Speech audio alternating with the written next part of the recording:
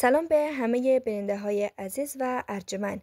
امروز در این ویدیو می خواهم برای از شما آموزش بدم که در خانه بدون اینکه کدام هزینه را صرف بکنین از پاسخنامه هایتان خودتان اسکن بگیرین.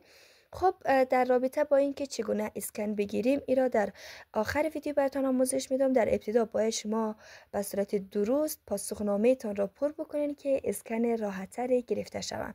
به طور مثال اینجا میبینین که خانه خالی های دایروی شکل هسته. اینا را شما باید به صورت کامل خانه پوری بکنین توسط قلم سیاه پررنگ باشه، خیلی عالی میشه.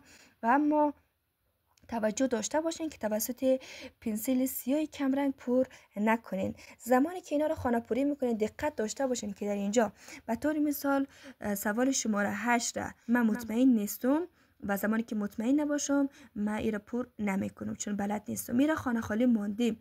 دقت داشته باشین که سوال شماره 9 را جایگزین سوال شماره 8 و به همین منوال پیش میریم و در نهایت تا آخرین سوال را که پیش میریم اینطوری ما پر میکنیم.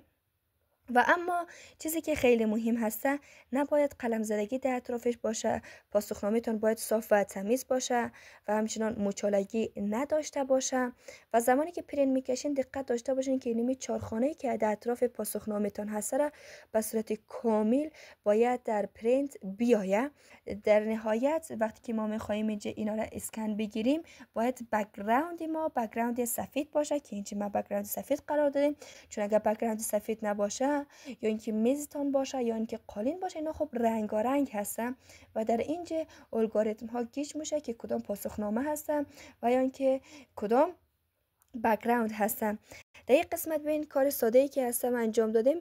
فقط 2 تا کاغذ الف 4 زیر پاسخنامه خود چسب زدیم من حیث بک‌گراند و بعد پاسخنامه خود روی از نا چسب زدیم. چسب بزنین بهتر است چون پاسخنامه تان صاف و کشیده میاد. در اینجا نگاه کنین من اینجا را در این گوشه چسب زدیم، همچنان در این گوشه چسب زدیم و 4 گوشه را چسب زدیم و به صورت کشیدگی اونا را کشیدیم تا اینکه راحت‌تر بتونم از نا اسکن بگیرم. در زمان اسکن گرفتن توجه داشته باشین که پاسخنامه تان مقابل نور آفتاب قرار بگیره، نور آفتاب طبیعی، و همچنان توجه داشته باشین که بک‌گراند تان سفید باشه و چارچوب همچنان 100% در اسکن بیاید. زمانی که اسکن میگیرین گوشیتان روبروی پاسخنامه باشه. مثلا این رقم نباشه چون اشتباه هسته، در صورتی که چارچوب هسته ولی اشتباه هسته، یا به این منوال هم نباشه، مستقیم و صاف باشه. ببین من فعلا اسکن میگیرم و خودتان توجه داشته باشین که چقدر صاف و تمیز میآید.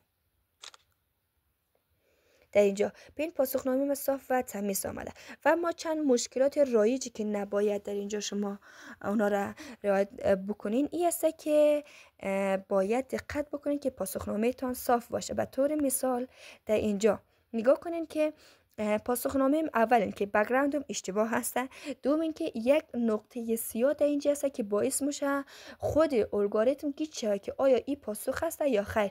ببین زمانی که ما الگوریتم رو در اینجا قرار دادیم ببین پاسخ خود الگوریتم کج میشه برای کجا بالای از اون نقطه سیاه، چون فکر کرده او خودش هم پاسخ هسته و در اینجا هیچ یک از پاسخهای از مرا به شکل درست نگرفته که اشتباه هسته و در اینجا چارچوب به صورت درست نیامده و در صورتی که شفاف است ولی چارچوب به صورت درست نیامده و اینجا الگوریتم به اینی شکل پاسخنامه را خوانده که هیچ نمره نداره و در اینجا همچنان ببینین پاسخنامه را الگوریتم ها قشنگ نخوانده.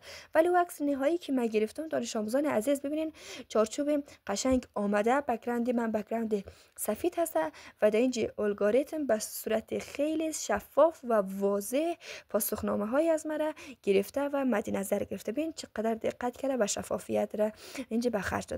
شما توجه داشته باشین که این نکات را در زمان اسکن گرفتن از پاسخنامه تان رعایت بکنین. بک‌گراند سفید داشته باشه، در مقابل نور طبیعی آفتاب باشه، قلم خوردگی یا اینکه کدام مچالگی در کاغذتان نباشه، کاغذتان خیلی صاف و تمیز باشه و به اینمی منوال اگر پیش برین میتونید بدون کدام اینکه هزینه برین در بازار پرداخت بکنین در خانه از پاسخنامه تان خودتان اسکن بگیرین. تشکر از توجه شما عزیزان و نخبگان علم و دانش.